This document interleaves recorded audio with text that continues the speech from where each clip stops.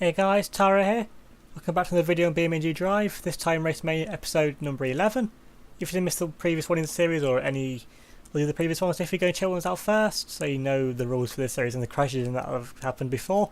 And I was going to say, before this one, I was going to do this on another track, but I didn't have time to test it to make sure all the AI go the same way. So if the next track I have in mind works, then I'll be moving this onto another track for a bit, but I'll probably come back to Road Atlanta at some point. And so the car at the front today, the same like last time, is the Bitchin, but I've managed to actually make it change colour this time. If you do it in the vehicle config, not off the start menu, you can change the colour of it, but still, it's still exactly the same car, just looks a bit different and more interesting to look at. And the same for the second place car, which is the Sunstrip, and hopefully I get that name right today. Yeah, and it's still the same car, but just in yellow this time, so we actually appreciate the crash damage done to that car. And then in third, which is the only new car for this video, is the ETK K series, I think it is. Not quite sure, it's either the K or an S series is coming to mind. Either way, it's the replacing the 79 Dodge from last time as the middle car.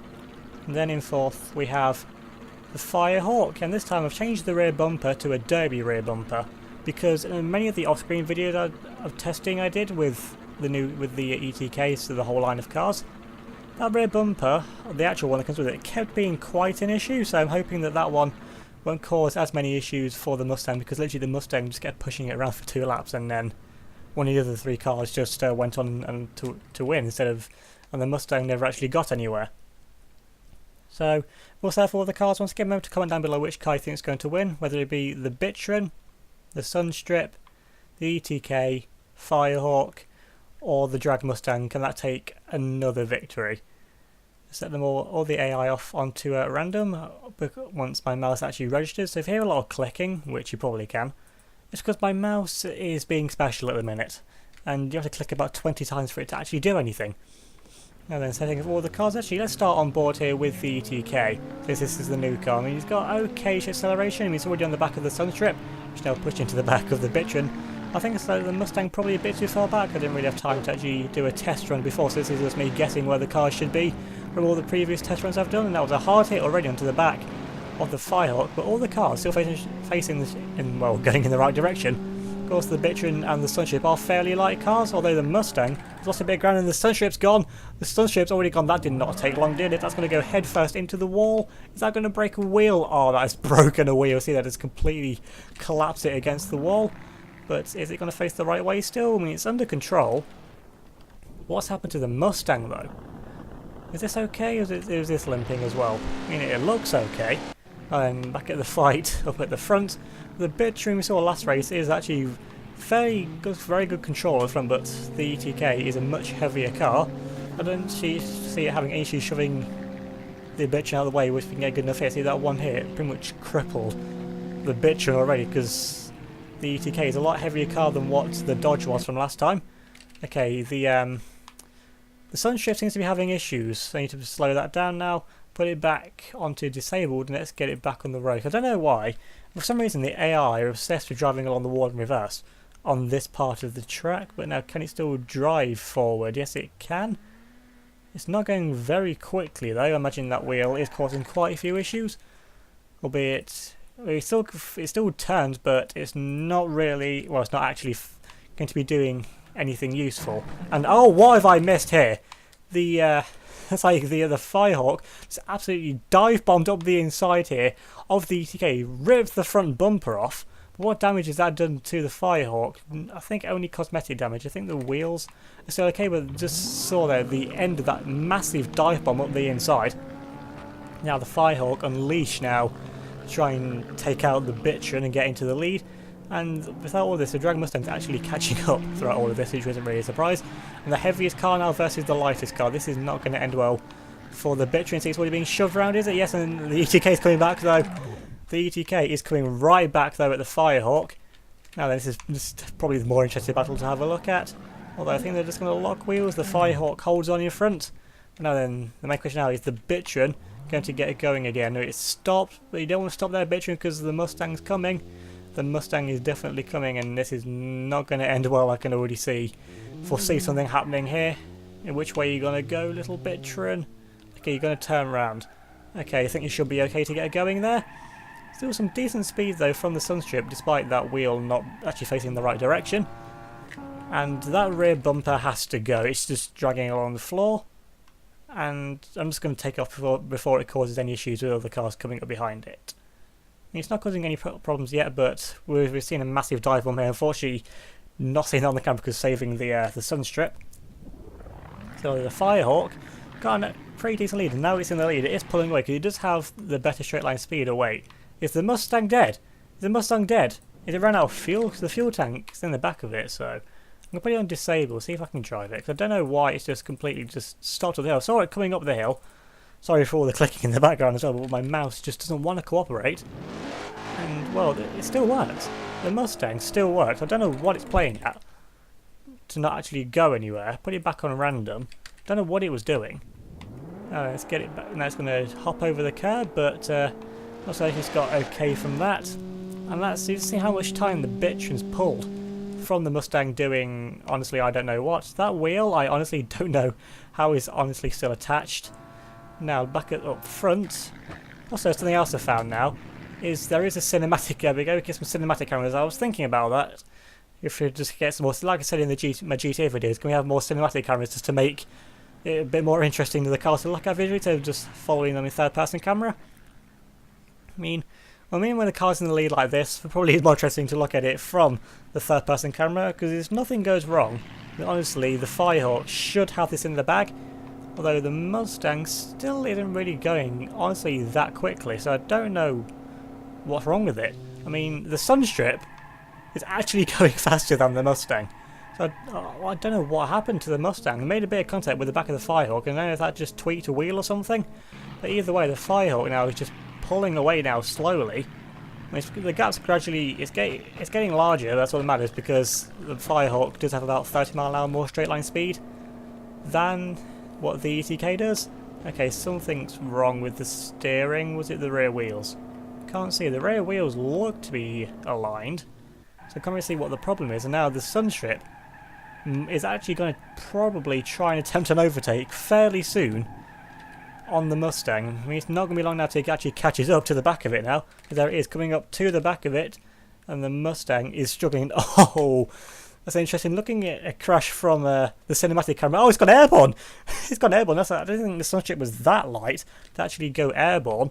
But has that taken out the other front wheel, though? That is the question. And what damage has that done to the Sunstrip? That has taken out both the front wheels. So the front wheels now do absolutely nothing. So the Sunstrip, it's just eliminated itself with that piece of contact. But what's that done, though, to the Mustang? The Mustang really is struggling. And honestly, I don't know why. It's literally just crawling around. It's not stopping though, but there is definitely some kind of damage with it that we can't see. And well, effort points to the Sunstrip. It's trying to get going again, but with two front wheels that do actually nothing. I think they both do nothing. Now, I'll have a look, put it on disabled, and see if I can get either of the front wheels turning. And now I'm steering. And no, those front wheels actually do nothing, so good luck to the Sunstrip for getting onto the second lap, because I don't see it going anywhere really, besides round in a circle, because this is going to cause a few issues as well for the leaders when they come round, because the Firehawk is now on its second lap. It's making some good gains down the straight now. It can unleash its straight line speed advantage it has over the ETK. Now the Mustang seems to have come back to life again, albeit it is now best part of half a lap down. And okay, there's an apex there somewhere, Mustang. Yeah, that rear wheel I think took quite a hefty whack, because it's definitely not facing straight anymore. It could just be how the way the car's bent. It doesn't look like it's facing a straight line. Good showing well from the Bitrin after that early whack as well. So it's held on pretty well, and the Sunstrip, it's not giving up, although it probably should, because it can't drive anywhere literally. And now then, the Firehawk made it now into turn 1 to get back onto the cinematic camera. She does some actually fairly nice camera angles here with this cinematic camera.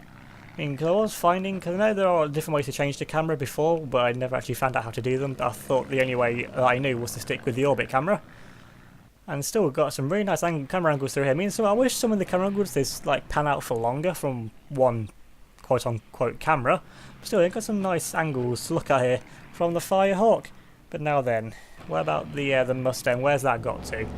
It's coming on to start the second lap, so it is going to finish at least, unless something is seriously wrong with it, but no way is it actually going to catch anything now, because the Bitrin's already down into turn 1, and the Sunstrip, that's going to get one hefty whack in the not too distant future, because the Firehawk is coming. Actually, this is the camera angles I want, a front-facing camera, so you can see the cars behind as well. Actually, I'm going to stay on board here with this camera for when it comes around to annihilate the Sunstrip. Hopefully we get a good camera angle for that though. That's coming round into the S's section now, and there's the Sunstrip not too far up the road. I'm then going to switch. Going to slow the cameras down though, because I would not want to be the Sunstrip right now. This is going to be a heavy front end collision indeed. That's just completely popped out the front of the Firehawk. Now, what damage has that done though? I mean, the front wheels still look okay, but has that taken out the drive shaft though? No, it hasn't. So, despite the force of the impact, it's still going okay from all of that. Now then, the Sunstrip somehow still has all the wheels actually attached to it. Now then, here comes the ETK. It's going to pull out in front of the ETK, sideswipe the ETK, but I think it's going to get away with that. I mean, it's opened the door, stuck out the window, but the window is the least of the car's concern. And the Firehawk gets dragging along the floor, but it looks like it's got away with that, and it's only, I'd say, about a minute away from taking victory, if we can just hold on. As the Mustang can't turn, the Mustang seriously can't turn, the brakes have gone. Has the steering gone as well? Has one of those wheels gone? No, they're both wheels back in the front lane, so the Mustang's just having so many issues. I mean, if everything that could go wrong with the Mustang on this run honestly has gone wrong, okay. The Sunstrip's taken out the little Bitrin because the Bitrin's front wheel drive. And actually, no, it hasn't taken it out. It's just the bumper is actually stuck under the front wheels, because you can see there the bumper's actually lifted the front wheels off the ground. I'm going to have to, hopefully this is a node for the front bumper.